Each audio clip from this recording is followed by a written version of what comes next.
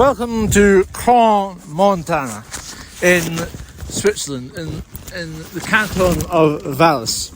Crans, Montana is opposite side of the mountains range from Verbier, in between Martigny, Sierre, Chillon and Verbier. This resort is well renowned for its luxury vibe and expensive shop. What I've seen of Crans so far is that just like Montana in the United States, Montana here at the ski resort has lots of similar defining features. Big rock formations, canyons on a small scale, but still some very big features that offer some truly interesting views when you're going on chairs or up cable cars when you're looking down into the valley below. The snow conditions have been very good, even though they only have about 20 centimetres of snow on the bottom and just over 100 on the top. So unlike Verbier, they seem to be good at keeping the snow when they have it through snowmaking and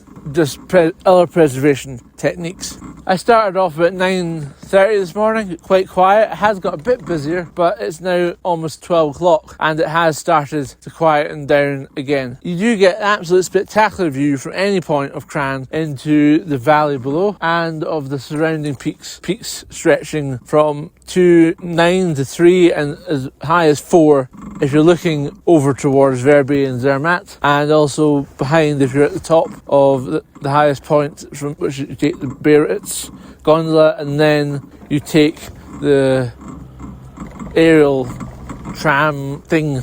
It's one of those older ones that's on 2 cables and has been here for quite a long time, and that takes you right up to the glacier and you get a really good view up there. I would say that overall, when it gets down to getting here, I'm going to give it a 7.5. The reason it loses 2.5 points is because it is the most expensive bus tram that I've ever seen for a half an hour ride. 13.8 francs to go for 30 minutes up a mountain. There is a large amount of accommodation, but most of the accommodation is either expensive to very expensive, with some places, like where I'm staying, the Hotel Le Forêt, which was a very reasonable, around about 90 francs per night. So much better than the hundreds or even thousands that many of the places around here are seeking. And the top hotels here from over 1,000 upwards a night. But so 6.5 for that. For the piste and the condition of the piste, they're getting a solid 8. 8.5 for first thing in the morning, but then that's to be expected.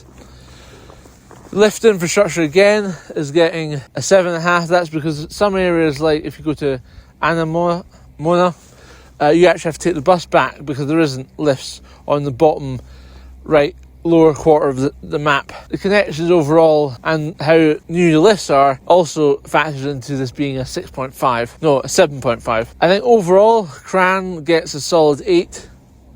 It's definitely nowhere near as much skiing as they purport to have at about 140. I would say it's probably more like 120, 110. But there is some off-piste stuff that when they have lots of powder, it would make some good skiing. I think overall, Crans Montana is definitely more a place that you would bring older children or a little bit more experienced adults. Yes, you can bring families here, but it feels like a lot of the skiing is made up for intermediate and beyond rather than being lower intermediate beginner. But unlike my expectations due to how little snow, I have been surprised about how good Crans Montana actually is. But I think the defining part is the fact that because it's somewhere that people know is expensive and that can have issues with snow at some point like it does at the moment, then they're less likely to advise people to come. So I think overall, Crans Montana is a good resort, good for 2 or 3 days, not more than that because there's not enough terrain,